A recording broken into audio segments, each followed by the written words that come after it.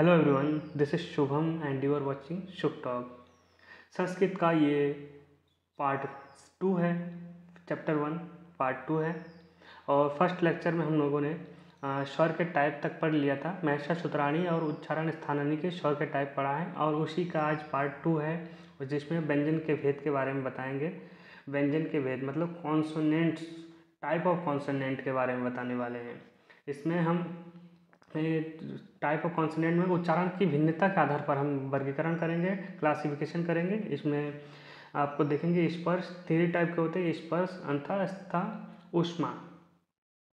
स्पर्श को हम जस्ट टच भी कह सकते हैं और इंटरनल, इसको इंटरनल भी कह सकते हैं, इंटरनल कॉन्सोनेंट। और इसमें हीट प्रोड्यूस होगा, इसीलिए इसे हीटिंग कॉन्सोनेंट कह सकते हैं। ये 3 टाइप के होते हैं। स्पर्श में हम क्या करते हैं कि स्पर्श में जब हम उच्चारण करते हैं तो जिह्वा और मुख के कुछ भाग से स्पर्श करते हैं। जिह्वा मुख से स्पर्श करे तो उसे स्पर्श व्यंजन कहते हैं। अंतःस्था में क्या होता है कि उच्चारण वायु को रोक कर थोड़ी देर में अल्प शक्ति के साथ हम उच्चारण करें तो उसे अंतःस्था कहते हैं। इंटरनली कुछ वायु को रोक कर हम जो उच्चारण करते हैं उसे अंतःस्था कहते हैं। और ऊष्मा, जब हम उच्चारण करते हैं तो रगड़ के जिन व्यंजनों का उच्चारण वायु को धीरे धीरे रोक कर करते हैं तो उसे ऊष्मा कहते हैं। उससे हीट प्रोड्यूस होती है, इसीलिए इसे इस टाइप के क्लासिफिकेशन किया गया है।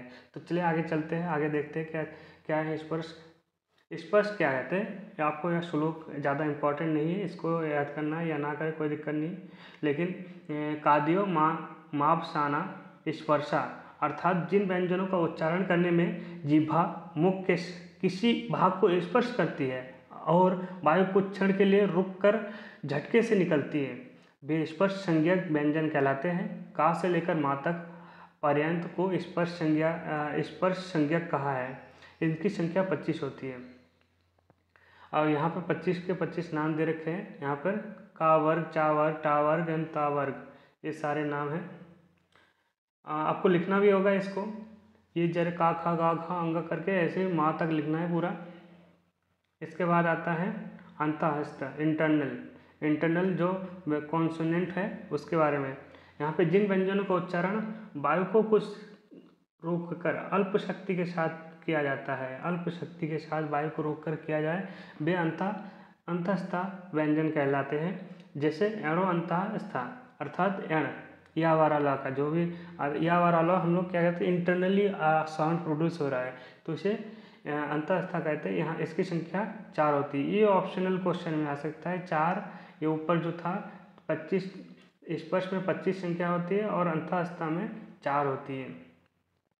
अब आएंगे हीट प्रोड्यूस वाले, ऊष्मा जिन व्यंजनों को उच्चारण वायु से धीरे धीरे रोक कर रगड़ के साथ निकाल कर किया जाता है, वे ऊष्मा व्यंजन कहलाते हैं।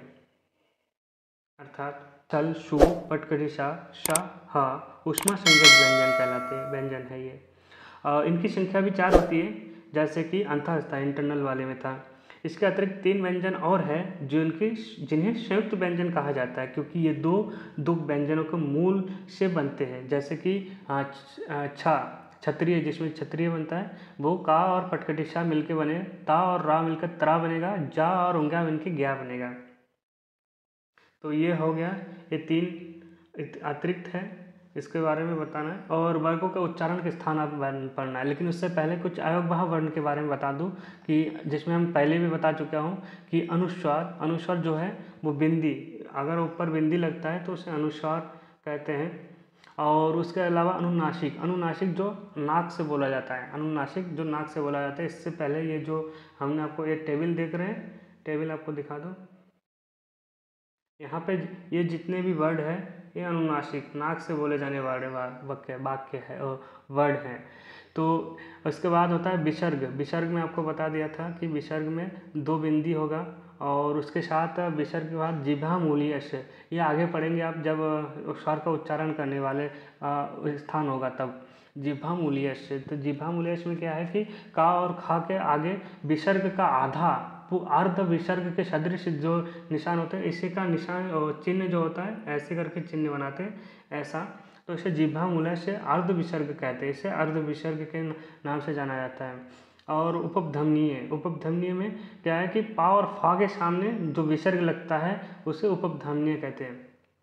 वहाँ पे भी अर्ध विसर्ग लगेगा, ऐसे चिन्ह बना होगा और उसके सामने पा और फा के पहले, जैसे कि आपको थोड़ा एग्जाम्पल दिखा दूँ कि वृक्ष, अगर उपपध्मानीय की बात करें तो जैसे वृक्षा फलती, वृक्षा फलती, तो फा के पहले ये जो विसर्ग लगा है इसे उपपध्मानीय कहा जा रहा है। ठीक है, तो ये हो गया पॉइंट। वैसे ही अगर जिह्वामूलस की बात करें तो जैसे जिह्वामूलस में एग्जाम्पल दे दूँ तो जिह्वामूलस में शा खादती, का और खा के बाद पहले जो विसर्ग लगता है उसे जिह्वामूलस के नाम से जाना जाता है, खादती। ये जो वर्ड, ये बिंदी लगा है इसे जिह्वामूलस के नाम से जानते हैं। आगे बढ़ते हैं। अब हमारा पॉइंट ये खत्म हो गया। अब वर्गों के उच्चारण स्थान के बारे में बताएंगे। टोटल जो वर्ड हैं 63 वर्ड है और उच्चारण स्थान, सभी का उच्चारण स्थान जो है 8 उच्चारण स्थान है। टोटल 8 उच्चारण स्थान है। ये इम्पॉर्टेंट MCQ बन सकता है इसका। उच्चारण स्थान कितने होते हैं तो आपको 8 लगाना है ऑप्शन में। इस बार भी आया था यूनिवर्सिटी एग्ज़ाम में। पहला जो है उर, दूसरा कंठ, तीसरा शिर या मूर्धा, जिह्वा या जिह्वामूलस, चौथा दंत, नासिका, ओष्ठ, तालु। एक एक करके समझाएंगे। उर को हम इंग्लिश में बोलते हैं थोरेक्स या चेस्ट बोलते हैं। कंठ को हम थ्रॉट बोलते हैं। मूर्धा को सिर या हेड भी बोलते हैं, मतलब मूर्धा ही सिर को ही कह रहे हैं। और जिह्वामूलस मतलब टंग, और दंत दांत, टीथ, नासिका नोज, ओष्ठ को हम लिप्स भी कहते हैं। तालु हम किसे कहते हैं, पैलेट को तालु कहते हैं। इस टेबल की मदद से पूरा हम उच्चारण स्थान, मतलब अल्फ़ाबेट किस पार्ट से साउंड प्रोड्यूस कर रहा है इसके बारे में समझेंगे। ये जो सूत्र दे रखा है, ये सारे सूत्र आपको याद भी करने हैं, पूरा सूत्र याद करना है। और एक कंठ तालु आपका 8 स्थान है टोटल, जहाँ से साउंड प्रोड्यूस होता है उसको याद रखना है, जो हमने अभी बताया था आपको। ये सारे 8 स्थान आपको याद करने हैं और उसके अलावा इस सूत्र को भी याद करना है। कंठ का जो सूत्र है, जैसे कि अकु विसर्जनीयानाम कंठा, तो अकु विसर्जनीयानाम कंठा में आ दे रखा है। आ में आकार में आ छोटा आ बड़ी आ, और का में कु लिखा है ना, कु में का वर्ग। इसी सूत्र में लिखा है कितने वर्ड आएंगे। का वर्ग लिखा है, का वर्ग में का खा गा घा गा, और हा लिखा है, हा भी आएगा इसमें, हा लिखना है। और विसर्ग आएगा तो आपको समझना है वो कंठ से प्रोड्यूस हो रहा है, साउंड कंठ से प्रोड्यूस हो रहा है। और इसके बाद तालु पैलेट से इच्चू शानाम तालु, इच्चू में ये आ गया तो ई छठी बड़ी। उसके बाद चा वर्ग में चा छा जा झा गा, ये सारे आएंगे। या और शा आएंगे, इच्चू शानाम। आपको पूरा वर्ड इसी सूत्र में लिखा हुआ है कि अगर ये सूत्र आपको याद है तो आपको समझ में आ जाएगा कौन सा वर्ड कहाँ से प्रोड्यूस होगा। इतना सारा आपको याद करने की कोई ज़रूरत नहीं है, जो पूरा दे रखा है इसको याद करने की ज़रूरत ही नहीं है। तो आपको बस सूत्र याद रखना है, ये सूत्र ही इम्पॉर्टेंट है और एग्जाम में ये सूत्र लिखने के लिए आएगा, तो इसको आप लिखना है। मूर्धा मतलब सिर से क्या क्या प्रोड्यूस होता है, ऋतु शाना मूर्धा, ऋतु शानम, री टे वर्ग में ता था दा रा शा पटकटी सा आएगा। उसके बाद दंत से कौन कौन से साउंड, कौन कौन से अल्फ़ाबेट प्रोड्यूस होते हैं उसके बारे में लिखा है। नितुल शानाम दंता अर्थात ली ता वर्ग में जितने भी है सारे ता था दाधा ना ला शा, ये सारे वर्ड दंत से प्रोड्यूस होंगे। उसके बाद ओष्ठ को क्या कहते हैं, लिप्स से क्या प्रोड्यूस, कौन कौन से वर्ड प्रोड्यूस होंगे इसी सूत्र से पता चल जाएगा। उपधमनियानाम ओष्ठो, छोटी ऊ बड़ी ऊ, पा वर्ग में पाफा बाभा माँ, तथा उपध्वन्यानाम में पा और फा हमने आपको थोड़ी देर पहले ही समझाया। उपध्वन्या में पा और फा से पहले जो विसर्ग आता है उसके लिए बताया था। उसके बाद कंठ तालु, कंठ तालु में अदेतो कंठ तालु, कंठ तालु ये दोनों वर्ड कंठ तालु से प्रोड्यूस होंगे। और कंठ ओष्ठ से अदेतो कंठ ओष्ठ, ओ और औ ये दोनों कंठ और ओष्ठ से प्रोड्यूस होंगे। कंठ मतलब आपका थ्रोट और ओष्ठ मतलब लिप्स प्रोड्यूस होंगे। मूल्यस्य जिह्वामूलम, का और खा ये दो वर्ड जिह्वामूल से निकलेंगे। और ओष्ठ दंत बकारस्य दंतोष्ठा। उसके बाद नासिका अमंगनानम नासिकाम चा, अनुस्वार जितने भी होंगे सारे नासिका से प्रोड्यूस होंगे। नासिका मतलब नोज। ये सारे आपको याद करने हैं। इसके अलावा यहाँ पे ये डायग्राम भी दे रखा है कहाँ से कौन सा प्रोड्यूस हो रहा है। नासिका मतलब नोज से क्या क्या प्रोड्यूस होंगे, अनुनासिक प्रोड्यूस होंगे। दंत मूल से दांत से क्या क्या प्रोड्यूस होते, रा और ला। दंत और ओष्ठ से वा साउंड प्रोड्यूस होगा, मतलब अल्फ़ाबेट प्रोड्यूस होने वाला है, वर्ण। और ओष्ठ से ऊ औ, छोटी ऊ बड़ी ऊ पर पावर जितने भी है सारे इसी से प्रोड्यूस होंगे। आप इस टेबल को आप अच्छे से देख लीजिए, जहाँ से आपको मूर्धा, यहाँ पे मूर्धा दिखाई दे रहा है, ये तालु है। और इसके बाद ये है कंठ,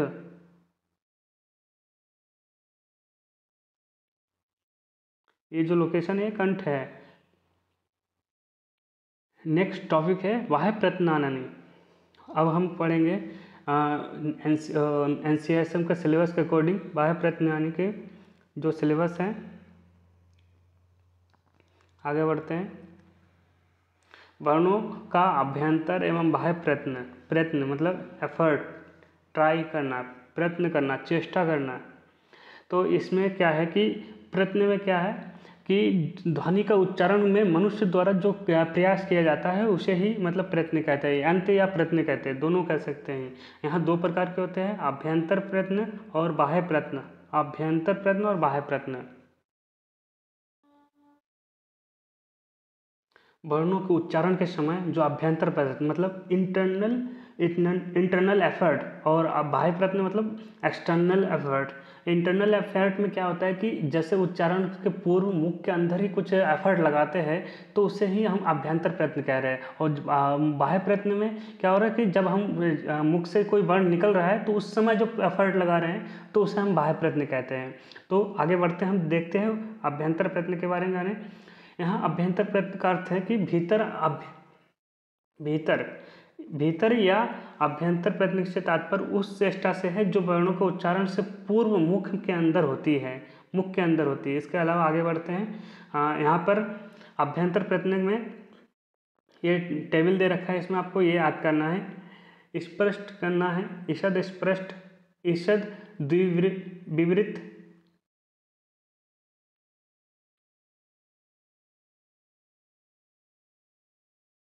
इस पॉइंट को हमने पहले भी पढ़ा दिया था मैंने। स्पर्श जैसे अंतःस्था ऊष्मा, ये हमने पढ़ाया था व्यंजन के टाइप में, मतलब क्लासिफिकेशन जब कर रहे थे कॉन्सोनेंट्स के तब पढ़ाया था कि स्पर्श।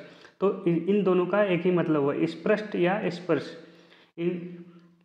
इसका मतलब है कि का से माँ तक का स्पष्ट क्या होता है कि अभ्यंतर प्रयत्न में जिह्वा, तालु या मूर्धा जो उच्चारण स्थानों को स्पर्श करती है, इसीलिए इसे उच्चारण स्थान को स्पर्श कर रही है, इसीलिए इसको स्पष्ट कहते हैं।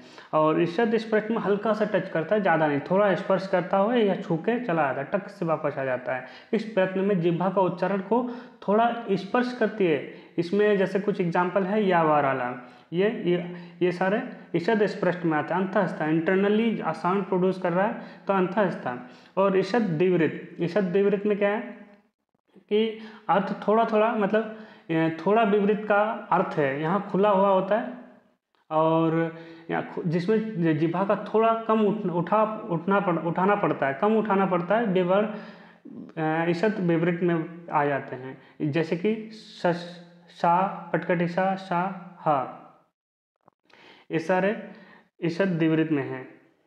और विवृत में स्वर में विवृत जितने भी है स्वर जितने भी वोवेल्स आ जा रहे हैं वो सारे विवृत में आ जाते हैं। और विवृत में क्या अर्थ है कि खुला हुआ, इसका उच्चारण में मुख का खोलना ही पड़ता है। यहाँ प्रयत्न स्वर का ही होता है। ये तीनों एग्जाम्पल, यहाँ के तीनों एग्जाम्पल कॉन्सोनेंट के हैं और ये वोवेल के हैं।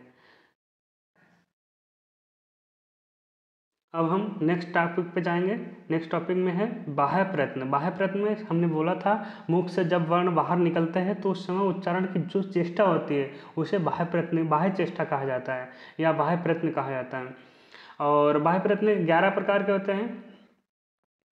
इससे पहले हमने अभ्यंतर प्रयत्न कितने प्रकार के पढ़े? 5 टाइप के पढ़े। स्पष्ट, ईषद स्पष्ट, विवृत, ईषद विवृत, द्विवृत। तो ये हमने 5 टाइप के पढ़े थे उसके अभ्यंतर प्रयत्न के। और बाह्य प्रयत्न में 11 टाइप के होते हैं। ये सारे 11 आपको नाम याद रखने होंगे। विवार, संवार, श्वास, नुआद, घोष, अघोष, अल्प प्राण, महाप्राण, उदात्त, अनुदात्त, स्वरित, ये तीनों आपको ये सारे नाम याद रखने हैं। इसी के कारण इसमें लॉन्ग आंसर भी बन सकता है। अभ्यंतर प्रयत्न का वर्णन करते हुए जितने भी प्रयत्न हैं उनका वर्णन करते हुए आप बाह्य प्रयत्न के सारे नाम लिखिए और उसका वर्णन करें। तो आपको इन सारे बाह्य प्रयत्न के नाम लिखने और विवार, संवार, स्वाद के बारे में बताना है क्या है विवार, संवार, स्वाद। तो इसके बारे में एक एक करके सारे को शॉर्ट फॉर्म में बताते चलेंगे। जैसे कि विवार में क्या है कि ध्वनि उच्चारण के समय मुख पूरी तरह से खुल जाता है। और संवार में शब्द उच्चारण के समय मुख ना खुले, मतलब इसके दोनों का अपोजिट है, एक दोनों का अपोजिट होंगे। ऐसे ही श्वास में वर्ण उच्चारण के समय श्वास का विशेष योगदान रहता है। नाद में ध्वनि का गंभीर हो जाता है, नाद में ध्वनि गंभीर हो जाता है। घोष में क्या होता है, ध्वनि का गुंजायमान हो जाता है, बहुत ज़्यादा गूंजने लगता है। अघोष में ध्वनि का गुंजायमान ना होता है। ये दोनों अपोजिट है इसके। अल्प प्राण में किसी बातों को बोलने में ज़्यादा जोर ना दिया जाए। उसी प्रकार महाप्राण में क्या है कि किसी बातों को बोलने में विशेष जोर दिया जाता है। विशेष इसमें कम जोर दिया जाता है, इसमें विशेष तरह से जोर दिया जाता है कि एफर्ट लगाना पड़ता है। उदात्त में कंठ और तालु आदि के स्थान के ऊपर के भाग से बोले जाने वाला को उदात्त कहते हैं, और कंठ और तालु के नीचे वाले भाग से बोले जाने के वर्ण को अनुदात्त कहते हैं। वैसे स्वरित की बात करें, जो अनुदात्त और उदात्त, इन दोनों उदात्त और अनुदात्त के दोनों वर्ण समाहित हो उसे स्वरित कहते हैं। तो आपको ये पूरा बाह्य प्रयत्न के बारे में समझ में आ गया होगा। इनको पर डिटेल में लिखना है। तो हमारा ये फर्स्ट चैप्टर कंप्लीट हो चुका है संस्कृत का। आप इसका पूरा नोट्स कंप्लीट करते रहिए अपना साथ ही साथ, क्योंकि अगर नोट्स कंप्लीट होगा तो आपका बेसिक चीज़ें जितना भी आपको एग्ज़ाम टाइम पे ज़्यादा एफर्ट नहीं करना पड़ेगा, डिफरेंट बुक की ज़रूरत नहीं पड़ेगी। उस समय कन्फ्यूज़न नहीं होगा कि सिर्फ इसी से पढ़ना है, क्योंकि जितना भी क्वेश्चन आएंगे इसी में से आएंगे। अब कुछ मैं ऑप्शनल क्वेश्चन में बता देता हूँ कैसे कैसे क्वेश्चन आ सकते हैं। इन सारे ऑप्शनल क्वेश्चन का आंसर आप देंगे। महर्षि सूत्रों की संख्या कितनी होती है आपको बताना है। व्यंजनों के लिए महर्षि सूत्र की संख्या कितनी होती है, और वही स्वर में महर्षि सूत्र की संख्या कितनी होती है।